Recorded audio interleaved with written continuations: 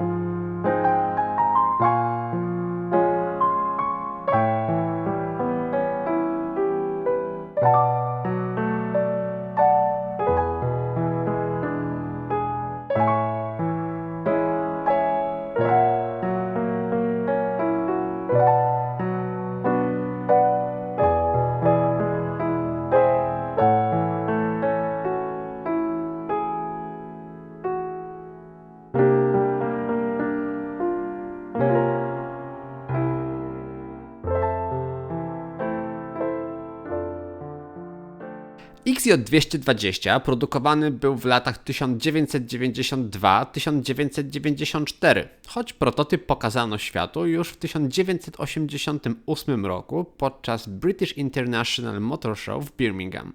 Obecnie uznawany jest za super samochód lat 90., lecz wtedy dla Jaguara okazał się wizerunkową i sprzedażową katastrofą. Głównym impulsem do powstania tego samochodu była chęć wygrania wyścigu Le Mans 24. Pomysł ten zrodził się w głowie jednego z inżynierów Jaguara, Jima Randall. Jaguar wygrywał już ten wyścig w przeszłości, także nie było tutaj mowy o obsesyjnej chęci zwycięstwa. W 1987 roku Randall wraz z grupą 12 wolontariuszy z firmy Jaguar rozpoczął projekt o nazwie The Saturday Club. Jak łatwo się domyślić, pracowali oni nad samochodem w soboty, po godzinach pracy.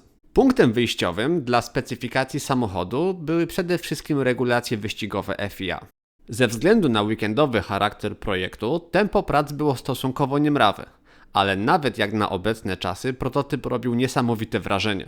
Centralnie umieszczony silnik V12 z napędem na 4 koła miał rozpędzić Jaguara do 350 km/h, czyli aż 220 mil na godzinę, co w sposób bezpośredni miało przełożyć się na nazwę samochodu. Choć firma miała dostęp do 7-litrowych jednostek napędowych, ostatecznie zdecydowano się na jednostki o pojemności 6,2 litra w klasycznym układzie 4 zaworów na cylinder i na 2 wałkach rozrządu. Nadwozie samochodu w całości wykonano z aluminium, a jednym z jego najbardziej charakterystycznych elementów stylistycznych był wyeksponowany centralnie umiejscowiony silnik. Niestety, ze względu na stosunkowo niewielki budżet, testy aerodynamiczne musiały zostać wykonane na modelu w skali 1:4. Jako ciekawostkę należy dodać, że drzwi samochodu otwierały się pionowo do góry. Bardzo dobre wrażenie, jakie sprawiał prototyp, zostało dodatkowo spotęgowane przez jego bogate wyposażenie.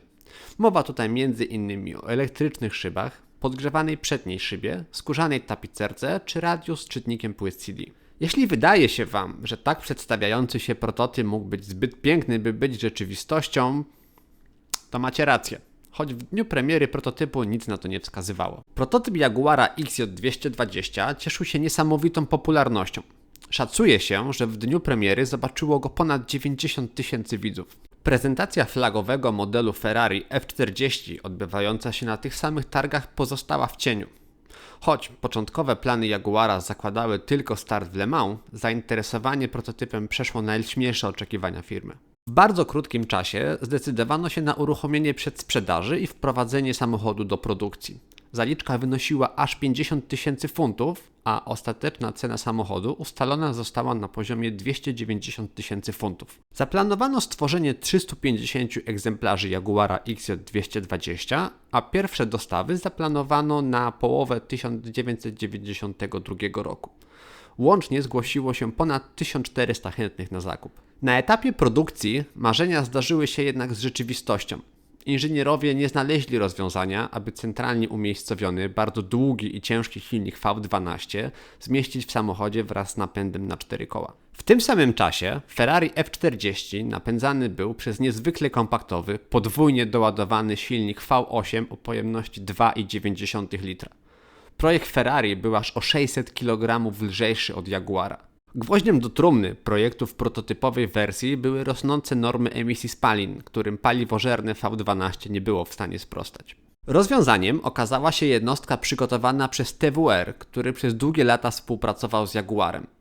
Podwójnie doładowany V6 o pojemności 3,5 litra dla wielu fanów było jednak rozczarowaniem. Przy ograniczeniu do 7400 obrotów na minutę uzyskano ostatecznie 542 konie mechaniczne i 644 Nm. Jaguar ostatecznie zrezygnował z napędu na 4 koła, decydując się na klasyczny napęd na tylną oś. Zmiany te pozwoliły na zmniejszenie ogólnych wymiarów samochodu oraz jego wagi. Pierwsze testy na owalnym torze pokazały, jak bardzo marzenia projektantów rozminęły się z rzeczywistością. Choć samochód przyspieszał do 100 km na godzinę w zaledwie 3,6 sekundy, to jego prędkość maksymalna ledwo przekroczyła 340 km na godzinę. W celu ratowania wizerunku i zaplanowanej kampanii marketingowej zdecydowano się na rozszerzenie obrotów silnika aż do 7900 obrotów na minutę i zmodyfikowano układ wydechowy samochodu, decydując się na usunięcie katalizatorów. Prędkość maksymalna na torze owalnym wzrosła do 349 km na godzinę, co przez niektórych brytyjskich dziennikarzy zostało uznane za ekwiwalent 352 km na godzinę po drodze prostej. Ostatecznie więc Jaguar XJ220 osiągnął prędkość 220 mil na godzinę w testach tylko na papierze, a same testy wzbudziły liczne kontrowersje. Ostatecznie Księga Rekordów Guinnessa uznała wynik 217 mil na godzinę jako najszybszy seryjnie produkowany samochód. Rekord ten został pobity dopiero przez McLarena F1, który zdołał przekroczyć aż 250 mil na godzinę. Niezależni amerykańscy dziennikarze podważali jednak wyniki Jaguara, sugerując, że jego prędkość przekracza ledwie 210 mil na godzinę i był zdecydowanie wolniejszy od testowanego w tym samym czasie i produkowanego w podobnym okresie Bugatti EB110. Osiągnięte wyniki na owalnym torze testowym były jednak najmniejszym zmartwieniem Jaguara. Ostateczny model produkcyjny nijak nie przypominał prototypu, który cieszył się tak ogromnym zainteresowaniem i na który złożono tak wiele zamówień. Choć XJ220 chwalony był za niezwykle szybką reakcję na gaz, to lista negatywnych komentarzy była jednak o wiele dłuższa. Auto prowadziło się fatalnie i nie chodzi tutaj tylko o przyczepność. Chodzi o generalną frajdę z jazdy, której Jaguar nie zapewniał. Jaguar krytykowany był za nieprzyjemny dźwięk silnika, zbyt duże wymiary, brak odpowiedniej widoczności z kabiny, trudny w obsłudze system hamulcowy, notabene bez wspomagania i ABS-u. Samochód stworzony przede wszystkim do dawania przyjemności z jazdy okazał się jednym wielkim rozczarowaniem. Z planowanych 350 egzemplarzy wyprodukowano zaledwie 281, z czego nie wszystkie znalazły nabywców. W 1997 roku ostatnie sztuki sprzedawano znacznie poniżej kosztów produkcji i z rabatem od ceny katalogowej przekraczającym 70%. Należy jednak wspomnieć, że wyjściowa cena sprzedaży była o wiele wyższa niż pierwotnie zakładano i wynosiła bagatela 490 tysięcy funtów brytyjskich. Przez długie lata Jaguar XJ220 był jednym z najdroższych seryjnie sprzedawanych samochodów. Dramatyczne wyniki sprzedaży i wizerunkowa katastrofa to jednak dopiero połowa historii. Pamiętajmy, że to co przyświęcało projektantom przy tworzeniu Jaguara XJ220 to zwycięstwo w wyścigu Le Mans 24. W latach 90. klasa GT była niezwykle popularna, zarówno w Europie, jak i w Azji. W zmienionej formule wyścigi te istnieją do dziś, jednak ich ranga obecnie jest o wiele niższa niż wtedy.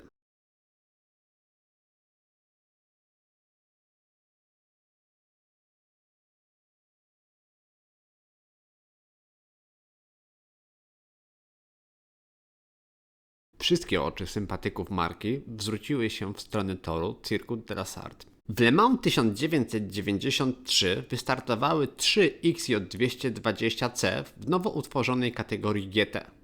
Obok Jaguara XJ220C wystartowały także Porsche Carrera 911, Venturi 500 LM, Lotus Esprit S3000 i Ferrari 348 LM.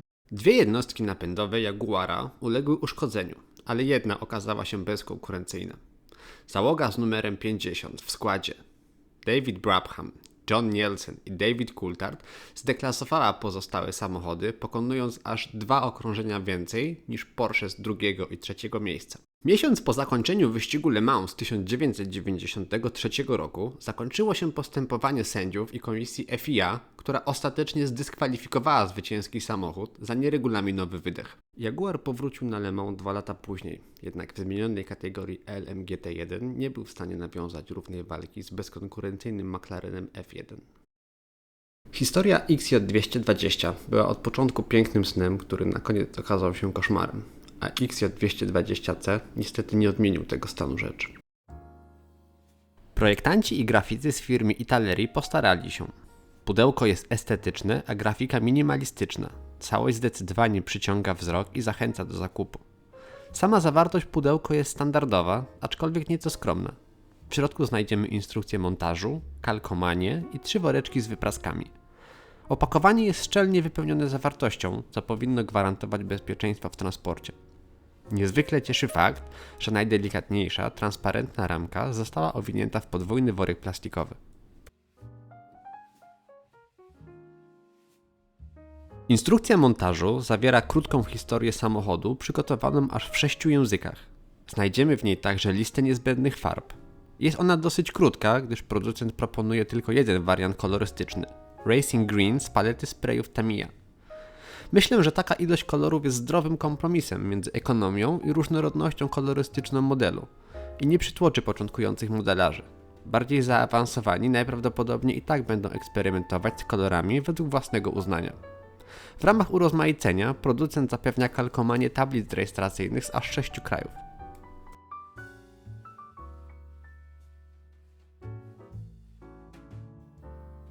Jakość wyprasek jest bardzo dobra. Ilość detali jest zadowalająca, a w oczy nie rzucają się żadne defekty.